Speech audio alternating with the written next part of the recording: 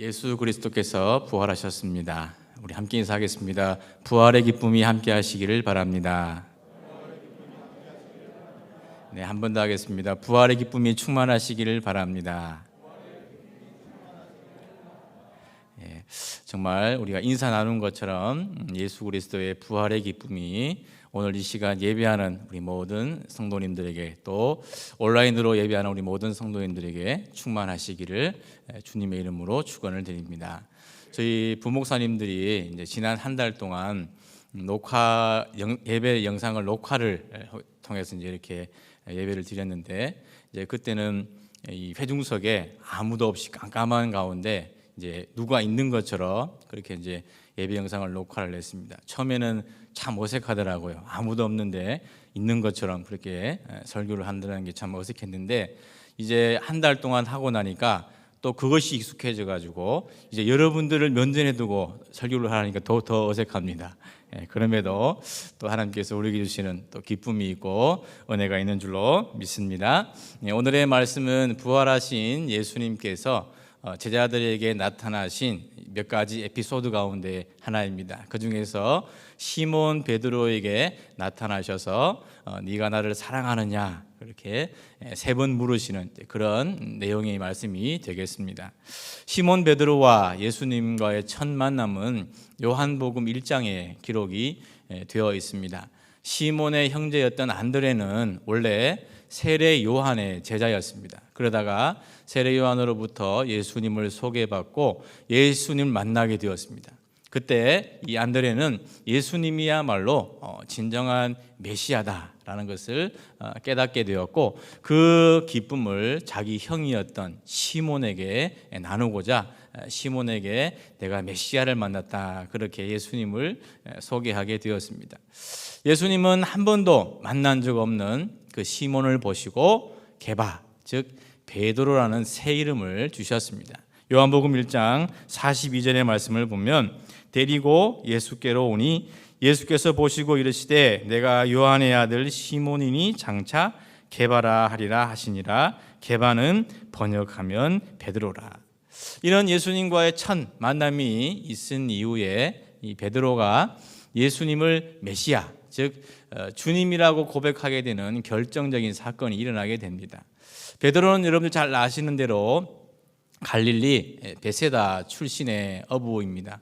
나서부터 그리고 성장하고 결혼해서 살아오기까지 그 갈릴리 바다에서 잔뼈가 굵은 어부였습니다. 그래서 여느 날처럼 베드로가 물고기를 잡기 위해서 깊은 밤중에 갈릴리 바다에 나가서 그물을 쳤습니다. 그런데 그날따라 밤이 새도록 그물을 쳤는데도 물고기 한 마리가 잡히지가 않는 거예요. 그래서 지치고 피곤한 몸을 이끌고 다시 항구에 돌아와서 그물까지 다 씻었습니다. 그런데 예수님께서 그런 베드로를 향하여서 깊은 데로 가서 그물을 던지라, 그렇게 말씀을 하시는 거예요. 평생을 갈릴리 바다에서 자라온 어부의 상식으로는 도무지 그 예수님의 말씀이 납득이 되지를 않았습니다만은, 말씀에 의지해서 베드로가 갈릴리 바다에 그물을 내리게 되었습니다. 그런데 정말 놀랍게도 예수님 말씀하신 것처럼 자신의 배로서는 도무지 감당할 수 없을 정도로, 다른 배에 도움까지 요청해야 할 정도로 수많은 물고기를 거두게 되었습니다. 그때 베드로는 주님을 향하여 이렇게 고백을 하게 됩니다. 누가복음 5장 8절의 말씀, 시몬 베드로가 이를 보고 예수의 무릎 앞에 엎드려 이르되 주여 나를 떠나소서, 나는 죄인이로소이다 하니. 그리고 이때부터 베드로는 예수님을 따라서 3년이라는 그 시간 동안 함께 먹고 마시며 동고동락을 하게 됩니다. 그리고 그 3년 동안 어떤 일이 있었는가는 우리가 복음서의 여러 사건들을 통하여 알 수가 있습니다. 예수님과 함께 했던 그 3년의 시간의 마지막이 해피엔딩으로 끝났으면 좋았을 것인데, 우리가 잘 아는 대로 예수님의 마지막 공생애의 사역은 십자가에 달려 죽는 것이었습니다. 그때 베드로는 다른 모든 사람들은 설령 주님을 모른다고 버리고 따른다고 하더라도 저만큼은 예수님을 끝까지 따르겠습니다. 그렇게 맹세를 했습니다. 그런데 그 베드로의 맹세는 예수님을 모른다고 부인하는 그런 저주의 맹세로 전락하고 말았습니다. 예수님이 십자가에 달려 죽으시고 사흘 만에 사망의 권세를 깨뜨리시고 부활하셨습니다. 예수님이 부활하셨다는 그것은 그 자체만으로도 정말 기쁘고 좋은 소식입니다. 그런데 부활하신 주님은 그 부활의 기쁨을 예수님을 버리고 도망쳤던 제자들에게도, 그리고 주님을 모른다고 부인했던 베드로에게도, 그리고 오늘 우리에게도 그 부활의 기쁨을 나누어 주시기를 원하고 계십니다. 그렇다면 주님이 우리에게 나누어 주시고자 하는 그 부활의 기쁨이 어떠한 것인가? 말씀을 통하여 함께 은혜를 받고자 합니다. 첫째, 예수님이 우리에게 주시는 이 부활의 기쁨은 일상의 기쁨입니다. 우리 오늘의 본문 요한복음 21장 15절의 말씀, 우리 화면을 보시고 함께 읽어보도록 하겠습니다. 그들이 조반 먹은 후에 예수께서 시몬 베드로에게 이르시되 요한의 아들 시몬아, 내가 이 사람들보다 나를 더 사랑하느냐 하시니 이르되 주님 그러하나이다. 내가 주님을 사랑하는 줄 주님께서 아시나이다. 이르시되 내 어린 양을 먹이라 하시고. 아멘. 15절의 말씀을 보면 그들이 조반을 먹은 후에라는 말씀으로 시작을 하고 있습니다. 즉 베드로 그리고 다른 제자들, 예수님이 함께 식사를 하셨다는 것을 의미합니다.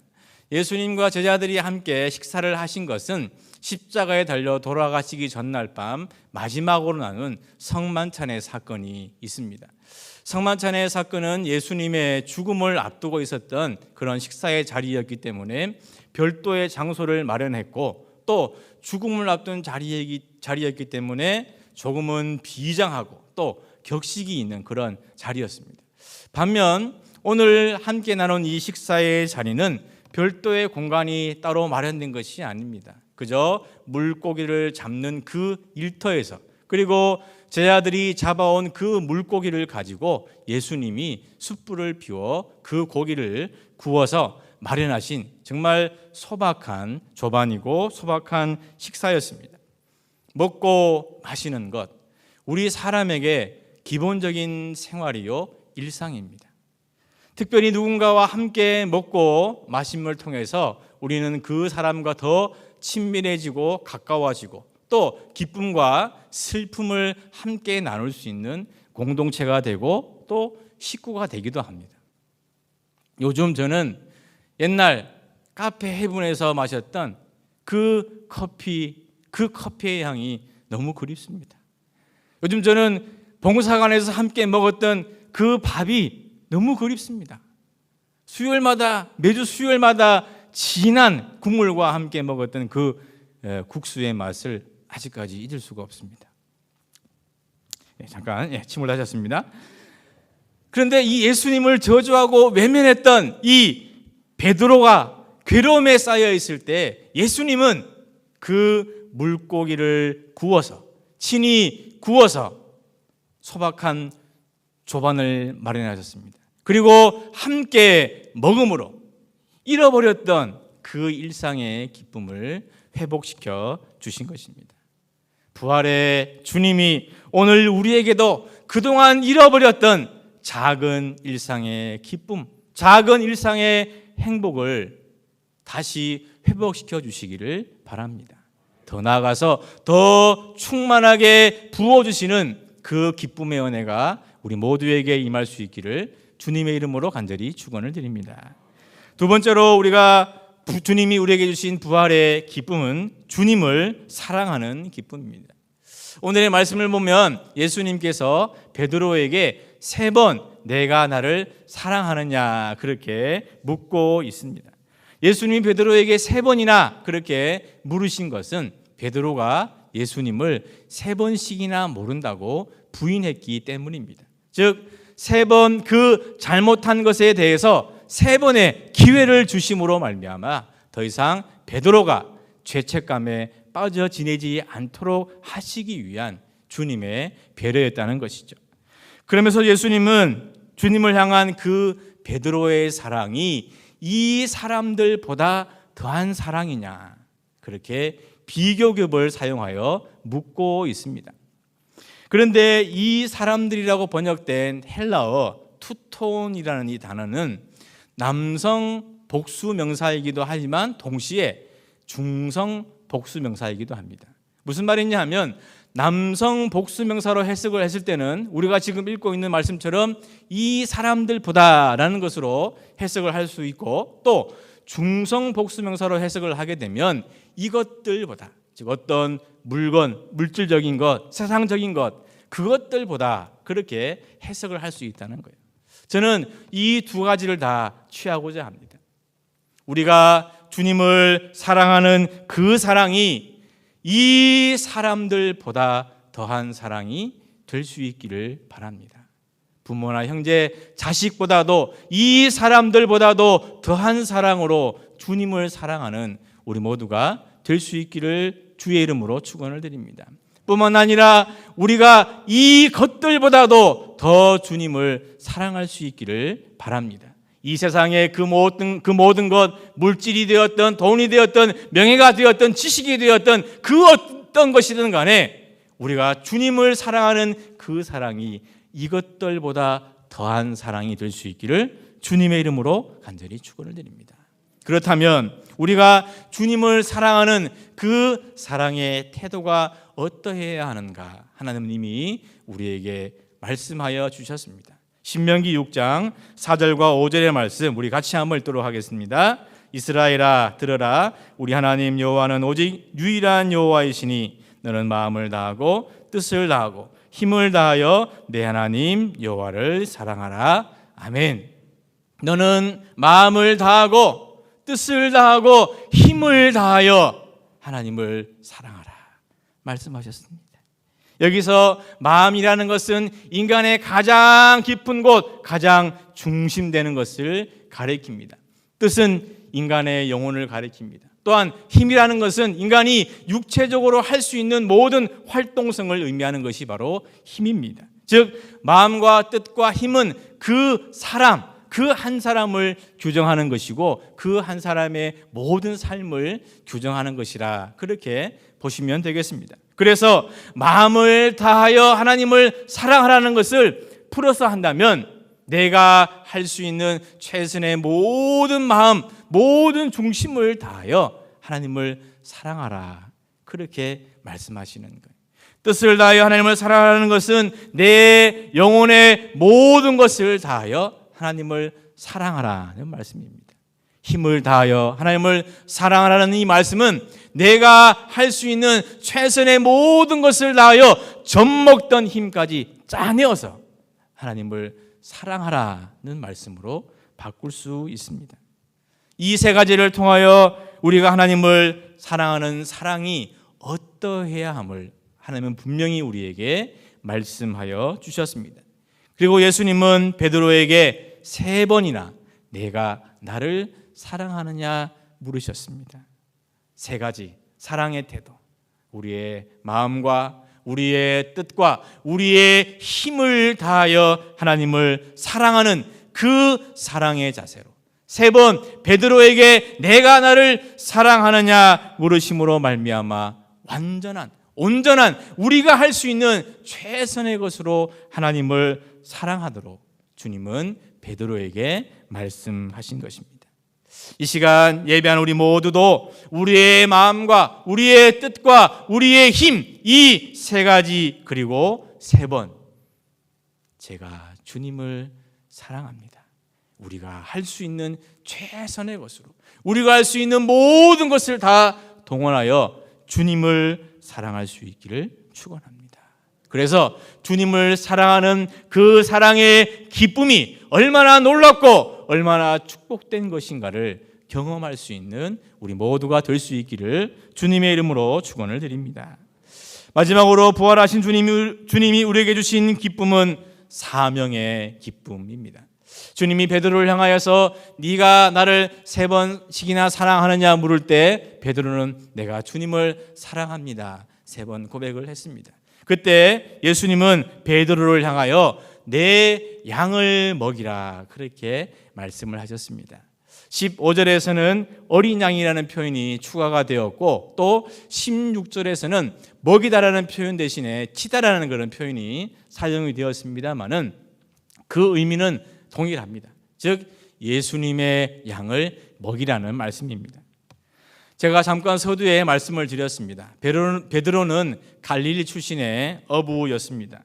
그 베드로가 예수님을 주님으로 고백하고 따르게 되었던 결정적인 사건이 바로 깊은 데로 가서 그물을 내리라는 그 말씀에 의지하여 그물을 내렸을 때 헤아릴 수 없는 많은 물고기를 잡고 난 이후였습니다. 깊은 바다의 속까지도 꿰뚫어 보시는 그 예수님이 베드로의 깊은 내면에 잠재되어 있는 허물과 죄까지도 들여다보고 계신다는 그것을 깨달은 이후에 베드로는 주님을 향하여 주여 나를 떠나소서 나는 주님 앞에 도무지 설 수 없는 죄인입니다. 그렇게 고백을 했습니다. 그때 예수님은 베드로에게 이렇게 말씀을 하셨습니다. 누가복음 5장 10절의 말씀. 세베대의 아들로서 시몬의 동업자인 야고보와 요한도 놀랐습니다. 예수께서 시몬에게 이르시되 무서워하지 말라 이제 후로는 내가 사람을 취하리라 하시니 이제 후로는 내가 사람을 취하리라. 즉 베드로가 더 이상 물고기만을 건져 올리는 그 어부가 아니라 사람을 낚는 어부, 사람을 얻고 취하는 그 사명을 베드로에게 예수님이 주셨다는 거예요.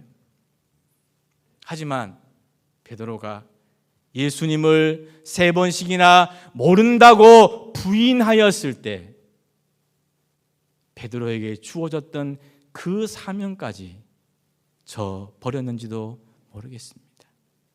그러니까 베드로는 다시 자기의 고향으로 내려와 사람을 낚는 어부가 아니라 그저 물고기만 낚는 어부로서의 삶을 살았던 것은 아닐까요? 그때 부활하신 예수님이 그 베드로에게 찾아오셨습니다. 그리고 다시 사명을 주셨습니다. 내가 사람을 낚는 어부, 사람을 얻고 취하는 어부, 복음을 전도하는 그 사명을 넘어서 오늘 주님이 베드로에게 주신 그 사명은 그 영혼들에게 예수님을 대신하여 영혼의 양식까지 먹여야 하는 모양의 사명을 더하여 주신 거예요.